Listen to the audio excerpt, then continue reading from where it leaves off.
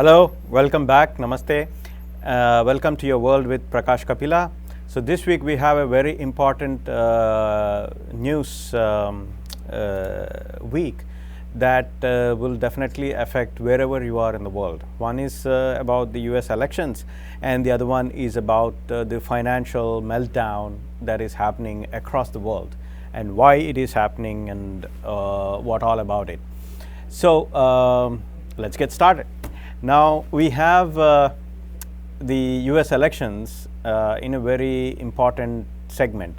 So the Iowa is done, New Hampshire is done, Nevada is done, and now as we speak today Saturday, we have the North Carolina going on. So we have around 54 delegates that North Carolina is going to give, and right now the stage is all set for the Super Tuesday that is going to happen in a couple of days from now. So today we are at February 29th, a happy leap year, and this is going to happen on March 3rd, the Super Tuesday. Today the elections are happening in South Carolina as we speak. So right now, where is our focus? How do we focus these elections? How do we understand these elections is a more important aspect, because whoever wins, they have to collate all the different segments of the voter base that is happening. So if you look into the voter base right now, most of the voter base is going towards, as far as the elections have concerned, all the elections, primary elections, so have concern, is going towards Sanders and Buttigieg. And we have with us two candidates, Tom Steyer and Bloomberg, surging their poll. Both of them are billionaires, and they are surging in their polls. And a few of them have lost, are out of the polling. That is, Andrew Yang has dropped off. So why is this happening? Why is America moving towards, at least the Democratic voters, or the voters who belong to Democrat Party, are voting towards Sanders and Buttigieg, at least the white male-dominated Democrats? So why is this happening? When we look into the different aspects of these candidates, we see that they want to have a realistic view of the people and their sufferings. Right now, most of the salaried employees are feeling the pinch that if they want to go and buy a home, they are not able to really spend that money to go and buy a home. The home prices have increased a lot over a period of few years. If you see California, if you see San Francisco, teachers are not able to have their homes. Even the public school teachers are not able to buy their homes, and they have to live far off places to just travel to their schools for that. So the schooling, the education, the healthcare are two important things that people really have to deal with, regardless of what their incomes are. So what is the effect of, even though there is no inflation, but still the price rise of different assets, like say for example, like I mentioned, the homes, and then of the insurance, of the health insurance, right? So in America, you have, as you might all know, you have different health segments or insurances, if I may say, that is affecting a common man, a common person. So what are they? You have this dental, you have this vision, you have the general health care, and then you have the other insurances that you need to pay, your car insurance, your generic insurances. So all of these things put together are really around 40% or 50% when it comes to individual's salary. And when to just live, you have to pay around 50% of your income, residual income, then it becomes a real difficult scenario to actually wade through. So this is the crux of the problem, and Sanders is hitting that in a very strong tone. He's saying about universal health care. He's combining all the insurances like health, vision, dental, all of these insurances together, and he's making a bold statement saying that you don't have to pay any insurance, your health care is taken care of by the state. So Medicare for all is what he's saying. So Medicare is basically right now only for elders, where their medical elders and chronic disease prone people, where their healthcare costs are going to be borne mostly by the state. Now, what state means government. So, what Sanders is saying is that he's going to combine all these health related insurances, all these health cares, and he's going to create a Medicare for all, so that you can go to any doctor, you don't have to pay for insurance, you can go to any doctor, and thereby you can save a lot of money. Basically, if you are a very low income earning person like $25,000, it means a lot of savings. If you have your own health care, if you are buying your own health care, for each individual, depending upon the deductible, it is going to $1,000 per month, 1,000 to 2,000 if you have a family insurance, 3 people that you have to buy.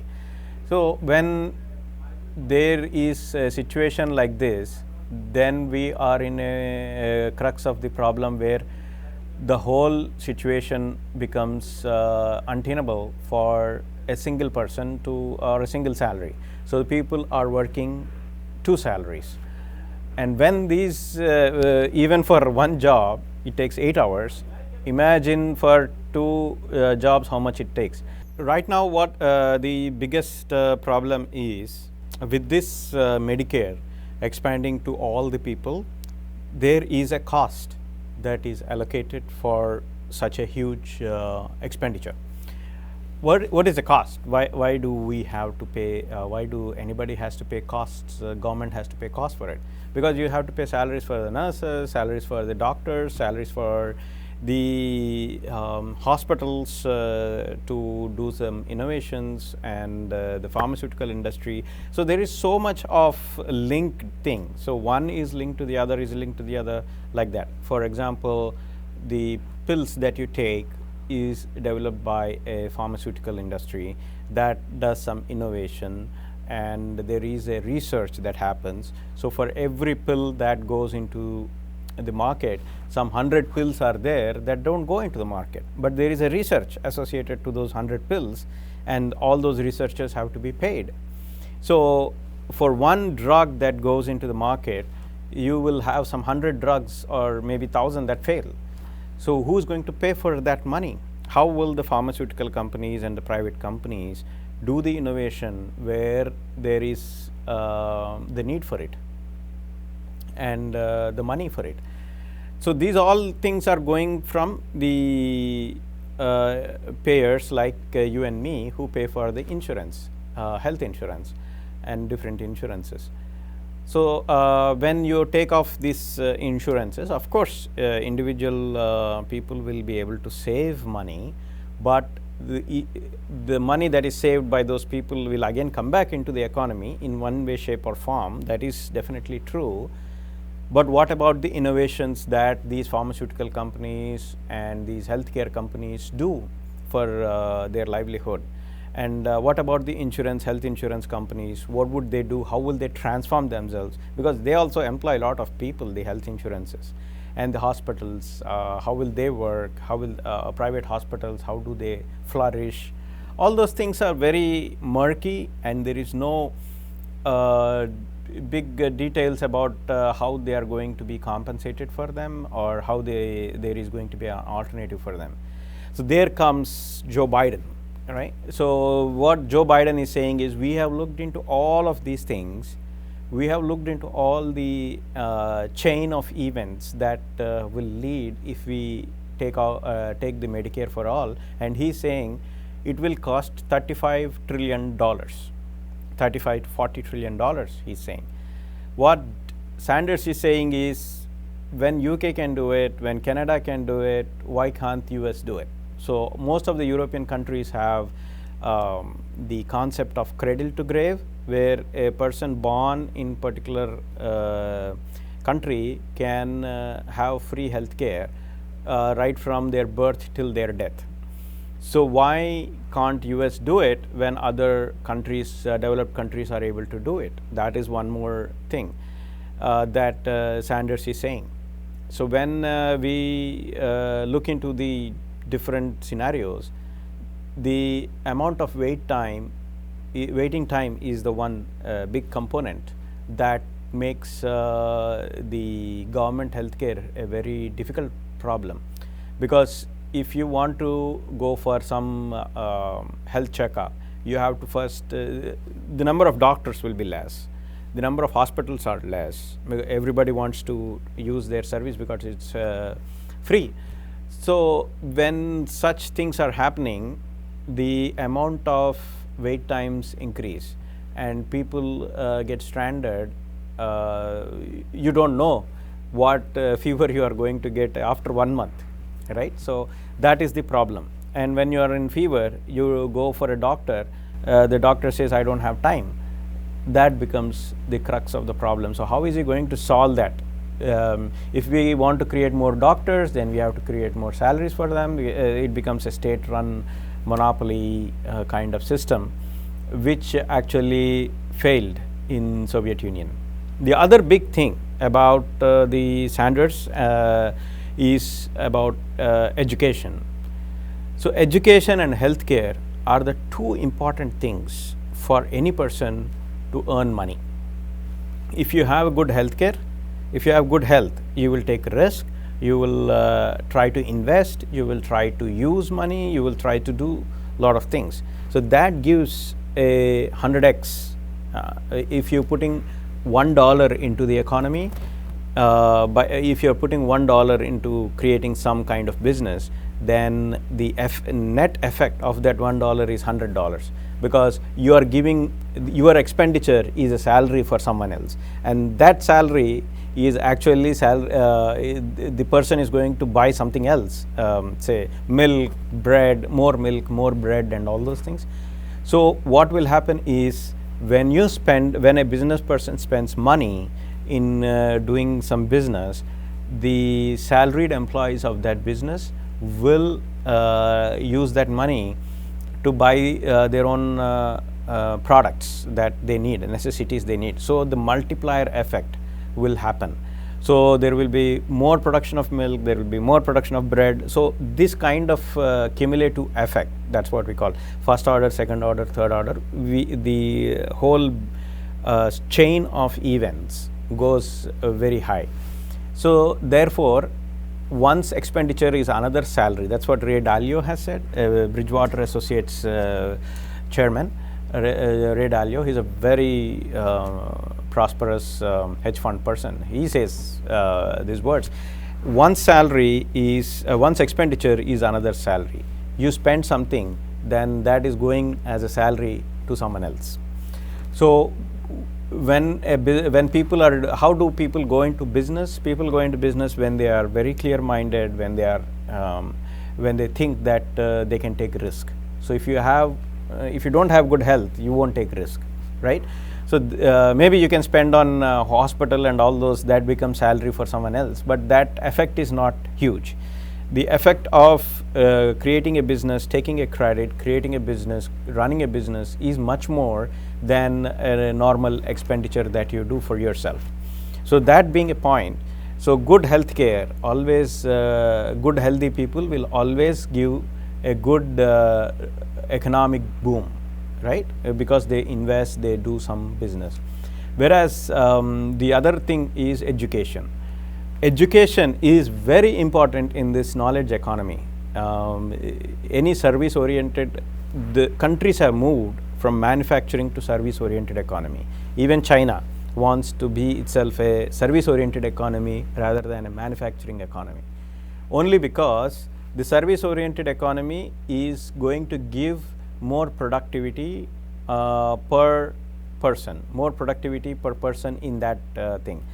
So, there was a study by Wall Street Journal about what is important, a manufacturing job or a service job.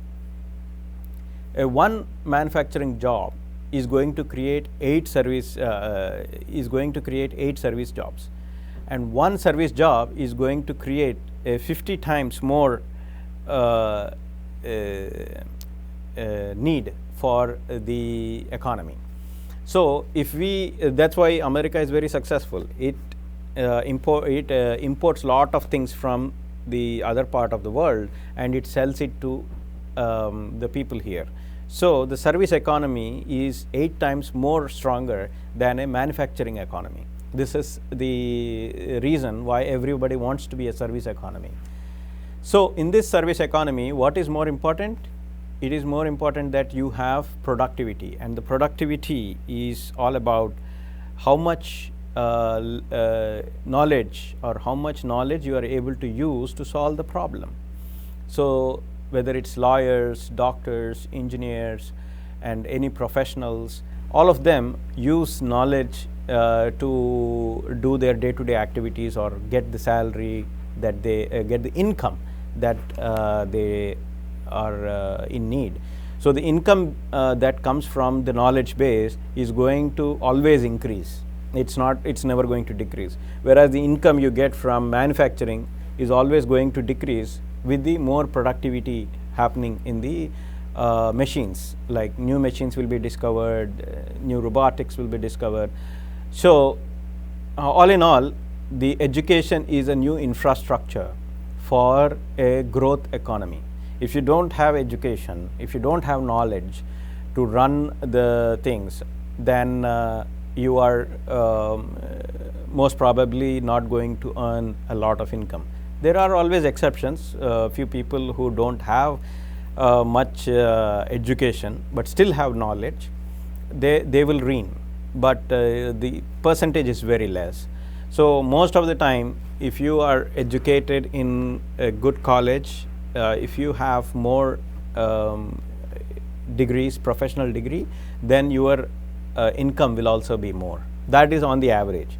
So, there are always extremities. There are always people who don't have great certificates or degrees who earn more money. That will always be there. But by and large, if the country has to move forward, then their education system and education infrastructure should be very high. And there comes the problem that you are spending a lot of money for that particular thing. So, the college education has become a huge problem in the United States. So, a degree college, a degree, 4-year degree and another master's is going to put people back by $80,000 to $100,000, $80,000 to $100,000 if they go to a normal college.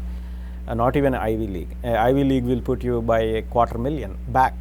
So, you have to spend that money over your lifetime to actually say that I completed my education by giving that is the cost of the education that you are going to pay.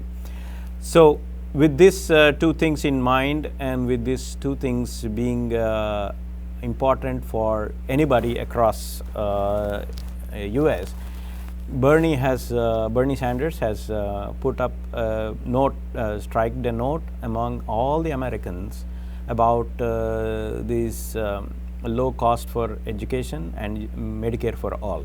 How he is going to do that is another big mystery that people are saying is impossible to happen. So, let's wait and watch. And Joe Biden has, of course, is riding on Obama's legacy. He was there with Obama from 2008 onwards. So, he has seen the crisis. He knows what the crisis means. He knows what missteps could have happened. So, he's saying about those things. See, we can talk about utopia, but we need to be able to deliver that. So, on that particular premise, Bloomberg is rising a lot. He's saying that Bloomberg and Tom Steyer say that they can deliver these things without actually pinching a lot of hole in your budget, because if America is borrowing, then it's borrowing from everywhere in the world. India, China, Russia, Europe, everybody is buying dollars. So being the reserve currency is enabling America to borrow a lot, but that is not going to sustain for long. So let us see, let us watch how things go and how things move. We go to the next segment of our show, that is the financial impact all over the world. So what actually is this to do with? What happens in normal cycle of financial stock market is after a peak there is going to be a turf, that is called peak and this is called turf. So financial markets always go in peaks and turfs. This is how it goes over a period of long time. You know, if you take year or 2 years together, then you would see a chart going like sine wave. You know, this is called a sine wave. And why is this going to happen? Because over a period of time, people start buying stocks and they think that everything is going good, everything is very nice, and the stock prices go up. And at some time, what they see is, okay, the amount of money that companies are getting versus the amount of money they are getting invested from the investors, there is a mismatch. So the stock prices will fall. For example, you can take Uber, right? So what is happening in Uber? What happened in Uber? Uber thought that, okay, we are very good and the valuations are $50 billion when people started investing money. So a $50 billion investment IPO happened. And then what happened? The number of the revenue was not up to the expectations that the investors are thinking. So when revenue is not according to the expectations, then the stock falls. Remember the revenue. Revenue means the amount of market that the company is able to acquire. That is the income of the company. So when income of a company is not meeting the expectations of the investors, the stock falls. That is the bottom line of stocks, right?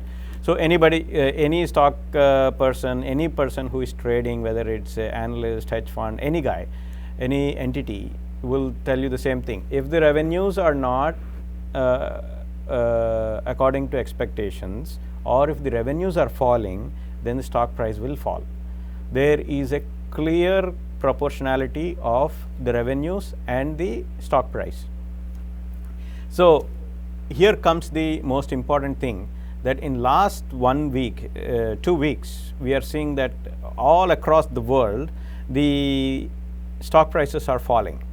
Whether it's Kospi, whether it's Kospi South Korea index, or Hang Seng index, which is a Hong Kong Shanghai index, and whether it's China or Japan or Europe or Nasdaq or the Dow Jones. So what are these indexes, right? Dow Jones is basically what it says is, we are picking up 30 companies of different industries and we are creating an index, and they constantly monitor this index. So whenever you see that Dow Jones is falling, it means that all the 30 companies in the index are falling. That's what it means.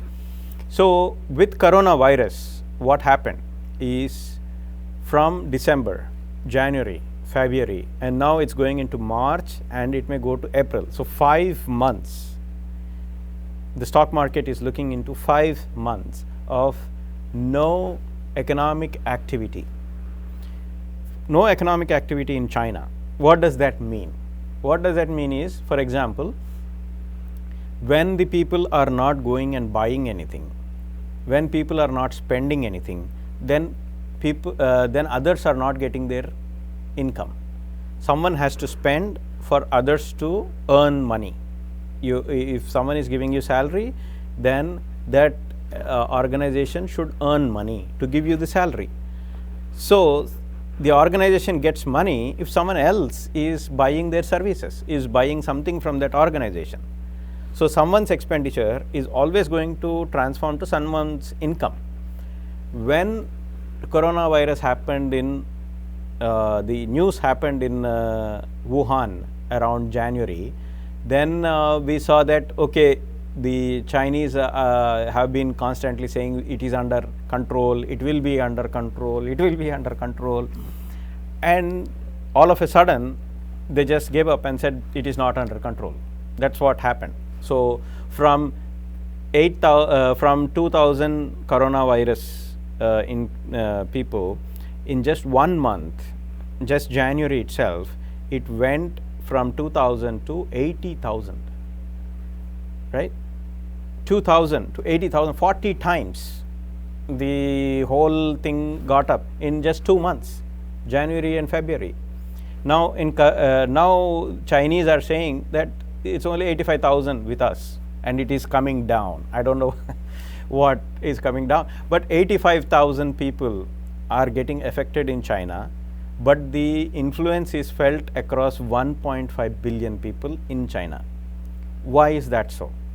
Because people are being quarantined, people are being put in their own homes, people are not going and buying anything. If they are not buying anything, someone is not earning money.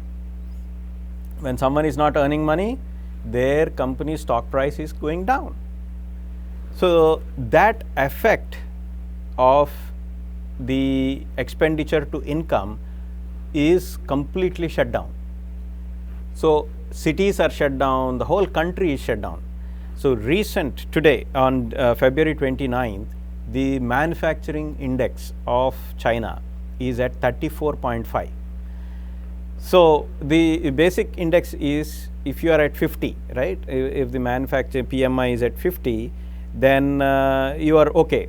It's a normal scenario. So it has come down to 35, means the total of around 40%, right? Around 30% to 35% of drop has happened. 5 3s are 15. So 35% of the drop has happened, and they don't know when it will pick up. And the number of people who started, what Xi Jinping has said, the president of China has said that we all should go and work now. Now everybody is pushed to work, but even then only 1/3 of the people are working there. 1/3 of the businesses are operating at 1/3 their capacity. And this is the problem, not only for China, but to all other countries. Why? Because of globalization. China is the manufacturing industry or production house of the world. 20% of the GDP is dependent on China, 25% is dependent on America, another 25% is dependent on Europe. So Europe, America, China put together is like 70% of the total GDP, and China is down. So what is happen when China is down? The supply chain means the goods that they produce, they have to sell it to someone. So from point A to point B, some point A in China, it has to come down to point B in America. That particular chain is broken now because there is no goods, there is no transport, there is the China shipping industry is done. They are not putting the goods, even if the goods are manufactured, those goods are not put into the ship. And almost all ships coming and going out of China are quarantined, so there is no movement. So the goods movement has come down. The other important thing is the service economy. So service economy is like your restaurants, your doctor visits, your lawyer visits, and all those things. So all those people have shut down. If you don't go to restaurant today and eat, say, whatever burger or whatever you are eating, then tomorrow if you go to a restaurant, you are not going to eat 2. You are only going to eat 1 that is sufficient for you. So the amount of lost money is not going to be recovered. The amount of money loss is not going to happen. This is called deleveraging. So when the people have stopped spending money, then the income has also gone down. When the income has gone down, the salary will also go down. Salaries of the employees who are working there also goes down. So there is a deleveraging effect that is happening in the real economy, and that is going to affect the stock market, because the companies are not earning money. When the companies are not earning money, the price to equity ratio, the price to earnings ratio, that is the benchmark of any price movements, will fall. There is no money to earn, and therefore the stock price has to fall. And when that is happening, so the big guys, the risk guys, the hedge funds and all those things, they look into this data and say that is going to affect the stock market, so we better off we take the money now. So therefore, in just span of 2 weeks, 2.5 weeks, people started taking off their money. Big guys have started taking off their money and looking at the event of what will happen. Unless the coronavirus is controlled, unless the economic impact of coronavirus is known, this will create a fear among the investors, because they don't know what is the extent of the magnitude. So today, as of today, February 29th, the number of coronavirus affected people have actually doubled from 85,000 only in China to 85,000 plus across the world. So 85,000 in China and another 85,000 across the world, and you have a big pandemic out there. And once people start quarantining themselves, they don't spend money, and they don't spend money, nobody gets money. So when people are not getting money, what will happen? The deleveraging process has started. When will it end is the question that is gripping all of the people. So if you are into the stock market, if you think that, okay, Mohammed Al-Arian is saying this, so I'm just repeating what he's saying. If you think that you want to buy the dip, this is not the time. The stock market is not in a position to say that it is going to rise, because it doesn't know that these companies whose income has been affected will be able to recover that income, or at least start afresh again. So we don't know what the price is. When you don't know what the price mechanism is, stay out of it. Okay. So till next week, we'll talk about the same thing, and see you next week for Your World with Prakash Kapila. Thank you.